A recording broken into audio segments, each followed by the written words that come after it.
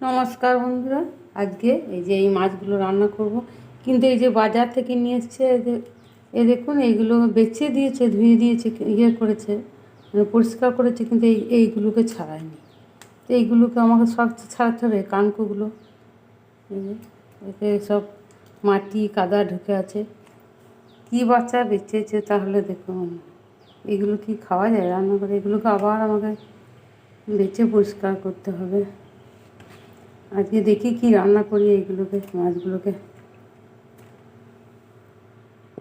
এই যে মাছগুলোকে সব পরিষ্কার করে ধুয়ে নিলাম। এরপর লবণ আর হলুদ মেখে রেখে দেবো।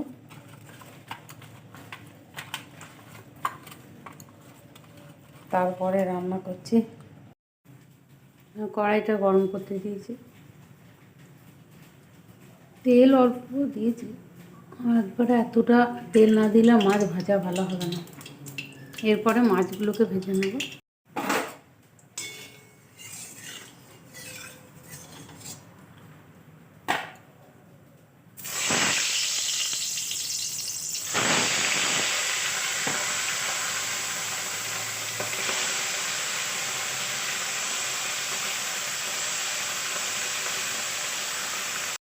মাছগুলো ভাজা হয়ে গিয়েছে, আমি তুলে নিচ্ছি।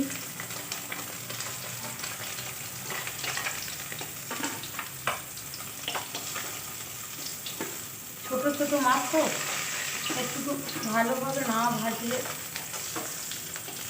বেশি কাঁটা হয়। বাকিটা ভেজে নেব।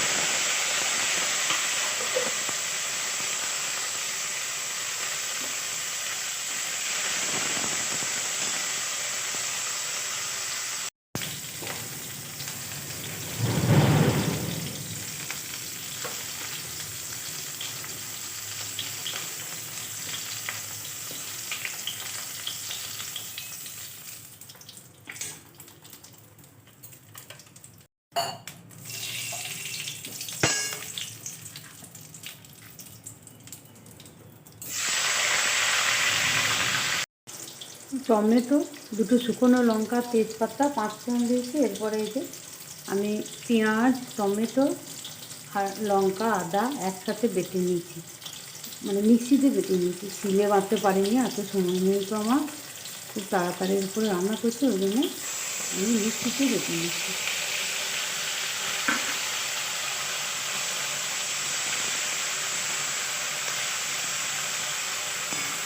একদম কফি কালারের মতো কালারটা হয়ে যাবে।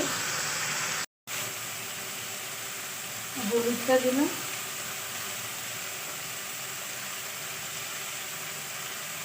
স্বাদ মতো একটু চিনি দিলাম, কারণ এটা রান্নাটা সর্ষে বাটা দিয়ে হবে।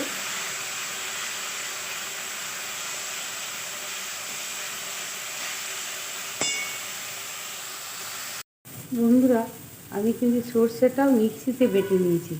এবার সর্ষে কিন্তু মিক্সিতে বাটলে কিন্তু তিতো হয়, তার জন্য আমি লবণ আর কাঁচা লঙ্কা দিয়ে মানে পেস্ট করে নিয়েছি। তারপরে আমি ছাকনা করে ছেঁকে নিয়েছি। এই দেখো, এরপরে এই যে ছাঁকার পর কিন্তু আর এই খোসাগুলো আর নেই, আর কিন্তু তিতো হবে না। প্রয়োজন মতো লবণটা দিয়ে দিচ্ছি। এইভাবে রান্না করলে কিন্তু মানে তিতো হয় না, অথচ খেতেও টেস্টি হয় ভালো। কিন্তু বাটার ক্ষমতা না থাকলে কী করা যাবে, সবাই তো আর বাঁটতে পারে না, না সব সম্ভবও হয় না। ভেন্ডিগুলো আগে দিয়ে দিচ্ছি।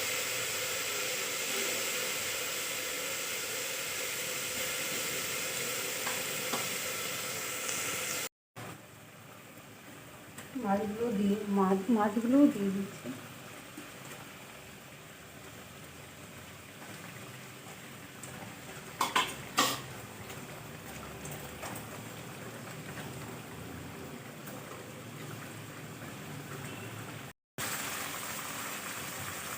রান্না আমার কমপ্লিট।